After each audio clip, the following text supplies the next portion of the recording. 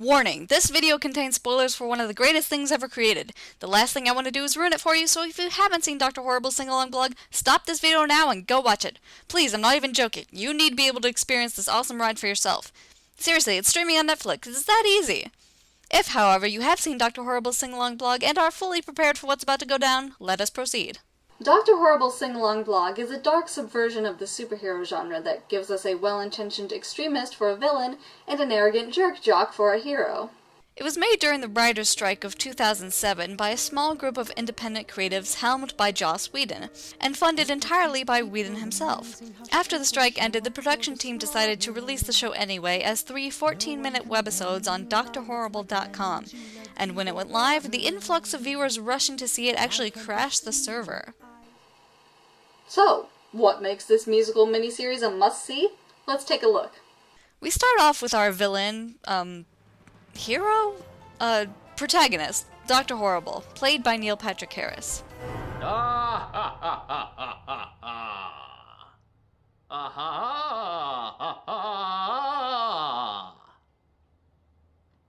So that's, coming along. I'm working with a vocal coach, strengthening the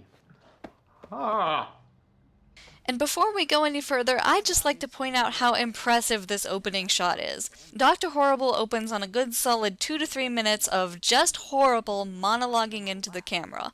The way movies are edited today, actors barely need to hold an emotion for more than 5 seconds.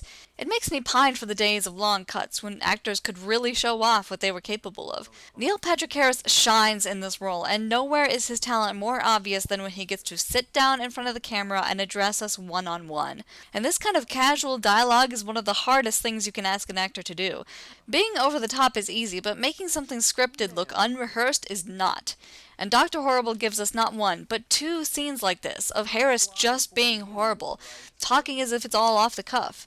This means even if it took multiple takes, Neil Patrick Harris still had to film 2 scenes worth of 3 minutes just naturally talking into the camera, completely in character, without forgetting any of his lines, and making the dialogue sound like completely natural on-the-spot blogging, and not a script he'd had memorized for days.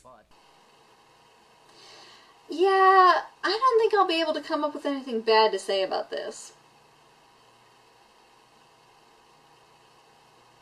Anyway, we learn that Dr. Horrible is not the most effective of villains. He also apparently has a moral streak, which we see when he refuses to do battle with one of the superheroes in the city, who challenges him to a fight in a local park because, as he puts it, Besides, there's kids in that park, so here's one from Dead Not Sleeping. We then get an email from a viewer with a depressingly foreshadowing username who asks, You always say in your blog that you will show her the way, show her you are a true villain. Who is her, and does she even know that you're...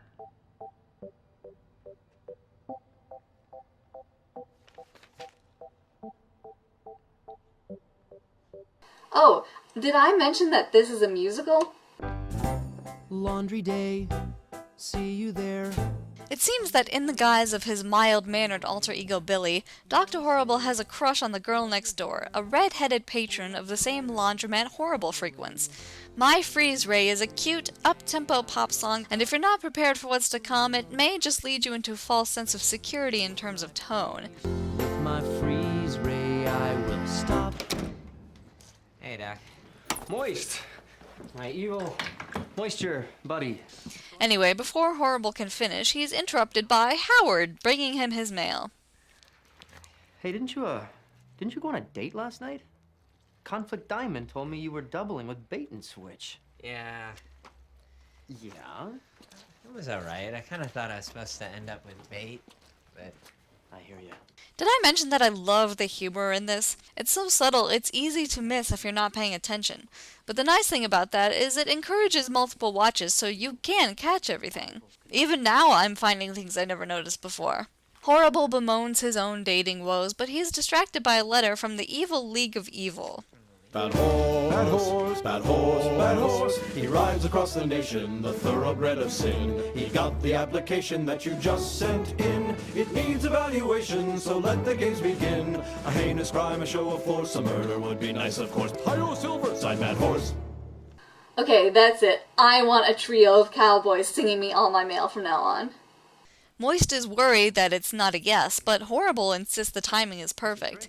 He has a big heist plan tomorrow to steal the Wonderflonium he needs to complete his freeze ray. Yeah, I know, but at least it's better than unobtainium. Cut to the next day, where Horrible is setting up for the heist. Everything seems to be going smoothly when who should show up to the scene of the crime? Will you lend a carry? What? Yes, it's Horrible's crush Penny, played by Felicia Day. She's collecting signatures for a building she hopes to turn into a homeless shelter, and even though Billy makes an awkward first impression, the two seem to hit it off. But Horrible is ultimately too focused on the heist. No, I will. I'll...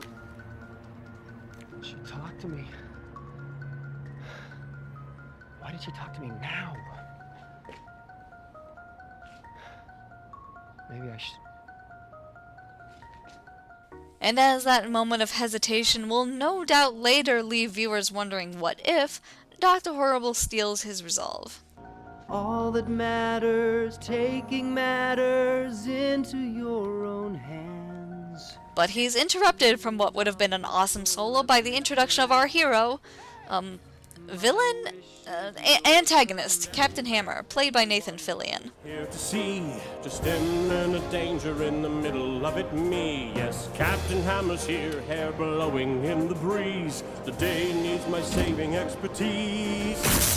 And yes, I did say that over the top was easy to do, but doing it with finesse is not. I can think of very few performances that are meant to be parodies where the actor was over the top but still came across completely sincere. And Nathan Fillion as Hammer here is one of them. Whether you love the character or hate him, Fillion portrays him without a hint of irony. The van goes careening out of control, but Hammer is too busy flexing to notice. The vehicle turns a corner and is just about to flatten Penny, but Hammer arrives and pushes her out of the way. Dr. Horrible manages to hit the brakes, and all's horrible that ends horrible. You idiot! Dr. Horrible, I should have known you were behind this. You almost killed her. I remember it differently. Is she... It's curtains for you, Dr. Horrible. Lacy, gently wafting curtains. Thank you, Hammerman. So despite being tossed aside like yesterday's trash, which for some added fridge horror, if that garbage hadn't been there, she probably would have broken at least 3 bones, our mild-mannered leading lady is such a nice person that she's only grateful to Captain Hammer for saving her life. She also seems a little starstruck. Don't worry about it. A man's gotta do what a man's gotta do. Are you kidding? What heist were you watching? Stop looking at her like that. Oh, I'm sorry. I got distracted by the awesomeness of that singing. Having 3 different people sing 3 different melodies with 3 different sets of lyrics sounds like it should be awkward and confusing, but there is a beautiful give and take here. One person's solo flows seamlessly into the next as the focus is shifted carefully from one character to another, spotlighting the most important part of the song at any given moment. The result is a harmonious bit of music that takes multiple listenings to catch all the hidden gems and the less important, but still poetic and oftentimes funny lyrics. So please give me a sec to catch my breath.